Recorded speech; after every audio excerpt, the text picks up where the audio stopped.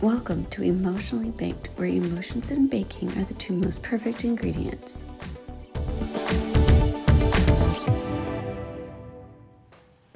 Well, hello and welcome back to Emotionally Baked, the podcast where we talk about our emotions while baking something out. And yeah, here we are today. You get a different view. I turned around because I have to be at a plug in a mixer, like with my KitchenAid, not KitchenAid, my food processor. So I have to be by a plug.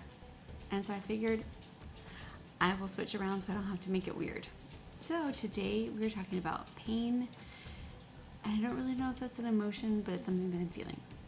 And peach jam, I'm so excited. It's peach time, peach season. We have a peach tree. However, it's still a baby. It's still growing and doing all the things. So we're not quite there yet. But I did order some peaches off of the Georgia peach truck, and I just can't wait to make jam. I'm so excited. So this is going to be kind of like a tutorial in jam making. Now, you can make jam a couple different ways. You can do freezer jam or you can do cooked jam. Now, I've done them both, and I have surmised that freezer jam is a lot easier. I do have a jam jar, or what's called a canning pot. I have a big canning pot and all the things because, of course, grandma used to do that here in this house, but it's a lot to get out. So I'm going to do freezer jam. So I have peeled and sliced, I think it was about 4 or 5 peaches to make 1 quart. Now my box only has recipes for 2 quarts, and you know what? That's okay, because I did my math, and I'm going to make half the recipe because I don't need that much jam, and I just wanted to do this kind of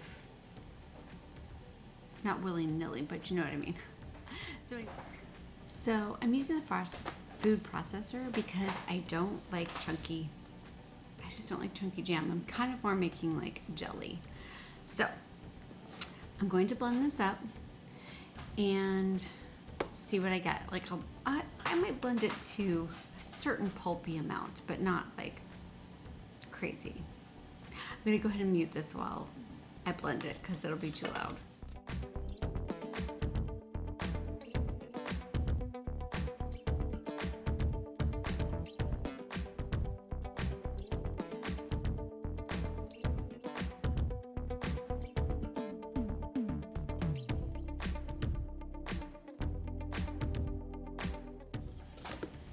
Okay, so I left it a little chunky, but not terrible, because I just didn't want these huge pieces of peach in there. That's not what I want. I want just like a little bit. So I have my mixture here, and I have a few chunks in here, so I might just go ahead and take that out. Anyway, so pain. I don't know how, I know this is probably not the best idea, but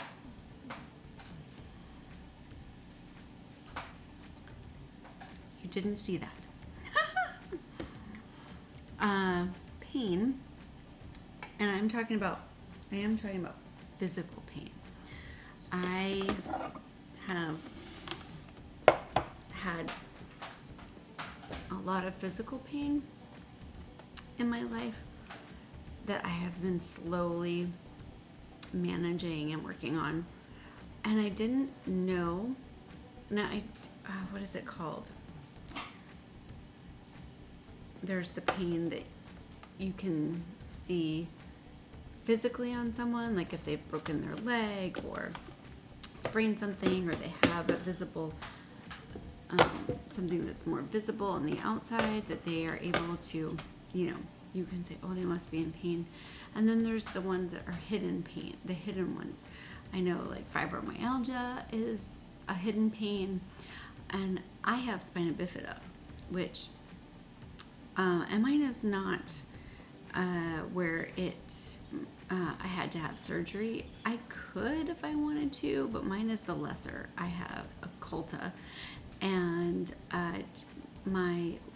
the lowest lumbar vertebrae, L4 and L5, are not connected. So my spine literally is like the two are just kind of like doing that. And so I live with a lot of back pain. I see the chiropractor regularly, and yeah. So that secret pain is quite like, the managing of it is hard sometimes because, it's not something you see, it's not something, yeah. So, all right, with the peaches, so I'm going to start mixing in a big bowl. So I'm going to put my blended up peaches into this bowl. I'm going to scrape off all of the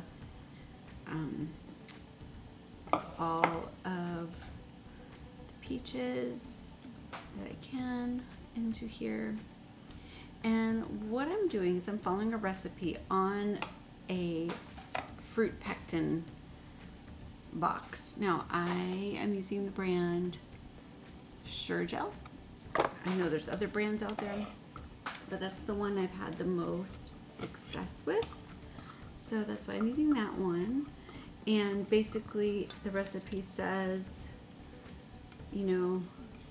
what did it say? It said 1 quart. It said a box of the Sure Gel for 2 quarts of fruit, 3 cups of sugar. So I'm gonna half all that. So I'm gonna do half of the box. So I measured out, the box is 1/3 a cup. So I don't even know what 1/3 a cup is. I'm just gonna literally eyeball. I know, it's crazy. I'm gonna eyeball 1/3 a cup. I am gonna put a tad bit of lemon juice in just because I think it just helps a little bit. It doesn't say to do that, but I'm doing that. So I'm gonna add a little bit of the lemon juice, and I'm gonna add in, instead of 3 cups of sugar, I'm doing 1.5 cups. So 1.5 cups of sugar. I'm just gonna do a little splash. Not too much, just a little splash. And once again, I measured out my sugar like this. So I'm just gonna dump it until I'm at, I'm almost at 1.5 cups. I might just dump a little bit out. I am so chaotic sometimes in the kitchen, but it wouldn't be fun. So let's see. I'm gonna shake this a little bit. I'm just a little bit. I need to go buy more sugar because I want to bake some more and I need more sugar. So I'm gonna pour the sugar into here. And there we go. And then I'm gonna pour half of the pectin in. So this is what's gonna make it into jelly. And then really that should be it. And then we're gonna put it in our jars. So here we go. This is just scary because I don't quite know what half is. That looks like about half. Yeah, maybe a little bit more.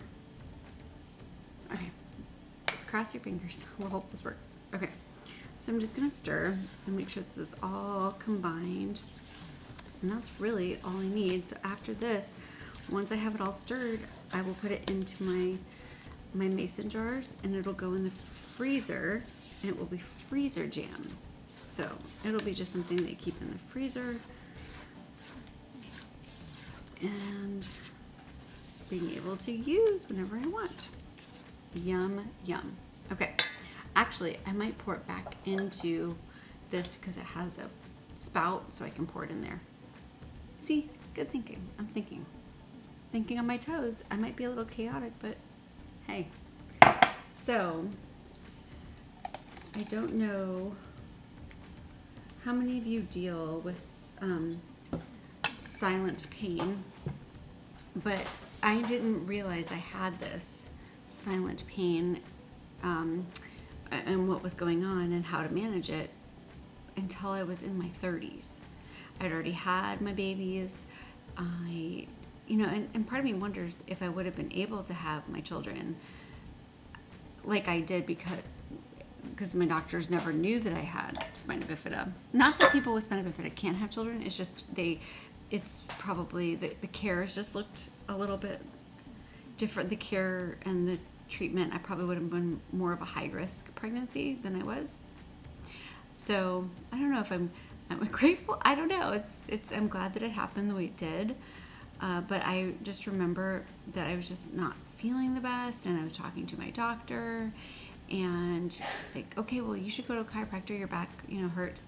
So I went to a chiropractor, and my chiropractor was so good and was like, we're going to do some scans, we're going to x-rays, MRI, all the things. We're going to see what's happening before I start. And that's how they found it. And ever since then, my care has been super. I've appreciated my care that I've received. And yeah, so my condition, spina bifida occulta, or any spina bifida, is considered a snowflake disease, or a snowflake condition, not a disease, a condition where it's not really, you don't really, everybody's looks different. That's what I was trying to say. Everybody's looks different. So I'm just gonna go ahead and fill up these jars that I have, these cute ones. Grandma had these too. They have little fruits on them. She had all the cool, fun stuff. So since I only did half of this, it probably should only be 3 jars of jam, which is fine because I actually, when I was cleaning out, I noticed that cleaning out my fridge, that we didn't use some sometimes. So that's probably fine that I only am doing 3. So yeah. So anyway, so yeah, everybody's looks different, and that is how it goes with my condition. Well, the reason why I was feeling more this week is that I fell and I hurt myself. I fell down my stairs in my house. I slipped downstairs, and it wasn't a pleasant thing. It was quite unpleasant. And yeah, so there we go. Look, there's our jam. That looks so pretty. Just gonna put a cap and a ring on that and stick it in the freezer. Look how simple that was. I do like this way a lot better than I do the cooking method. That's what I was gonna say. So this way is a lot easier. I only got like 2, and it actually is 8 ounces. This jar just looks, it said it would do 6 8-ounce jars. I did quite fill these up quite high, so these are definitely higher than what, it probably did make exactly half. So, all right. So, finding out that you have a condition that is, I've had it since birth, never knew I had it, and finding out later in life that you have it, and how to kind of manage it later on in life. And it's kind of, at first you're just, like, really? I don't have to deal with something else. Like, oh, man. And it really it sucks sometimes. Like, I know I have friends who go through silent pain as well, and it's just really hard because you want to tell people, like, this is what's happening, and when sometimes you can't physically see that somebody is in a lot of pain, you kind of just look like, well, I don't know what they're talking, like, or at least I'm assuming that people look at me and go, well, I don't know why she's complaining. She looks like she's fine. Like, everything looks fine. So I don't know. I don't know how anybody else feels about that when they are going through silent pain in that way. But yeah, learning to manage and to have the correct doctors and managing it has been super, super helpful. But so falling this week, I went to the chiropractor and she says, oh no, yes, you really messed yourself up. So I usually only have to go once a month to kind of stay fixed and realigned, and I gotta go back in a day or two. So it's just to keep me, on the right track to making sure that I didn't royally,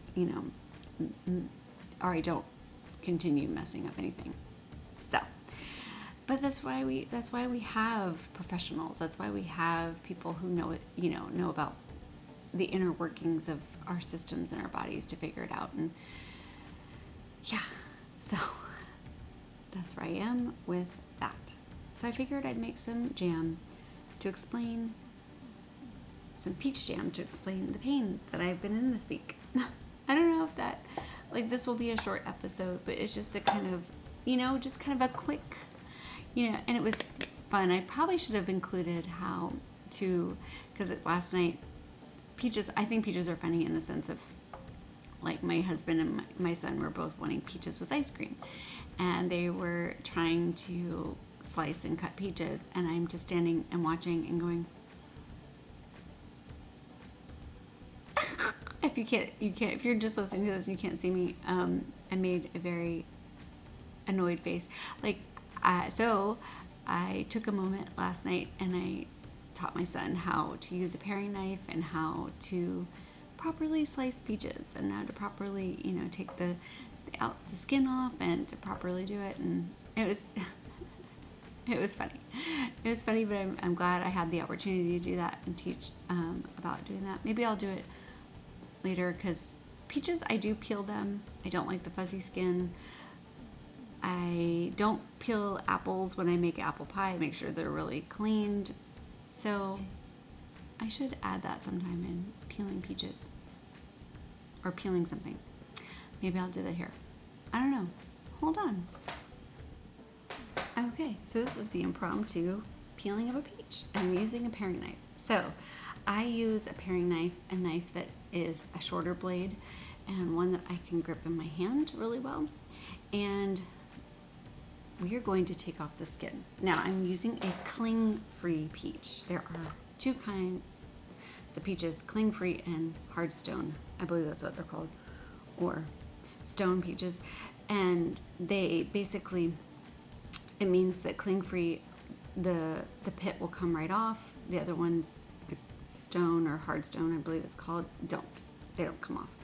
So I like getting the cling-free because it's just, I'm able to slice it much easier. So what I was trying to explain to my son is that when you're peeling a fruit, that a lot of